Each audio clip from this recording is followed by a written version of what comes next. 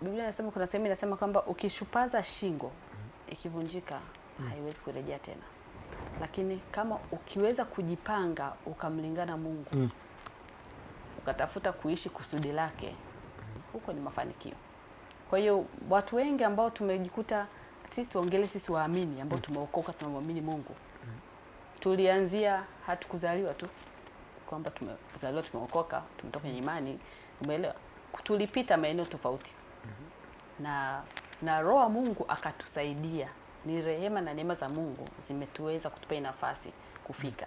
Lakini ilichukulia pia kukubaliana na ile sauti ya Mungu na conviction au ule wito wa Mungu aliotumia, whether tulisikia neno kanisani, whether tulisikia neno kwenye TV kama hivi leo tunazungumzia, au ulisikia kupitia wazazi, vyovyote vile ambavyo unaweza kupokea neno ukakubali kuwa Yesu yeye Bwana Mwokozi wa maisha yako, ni neema.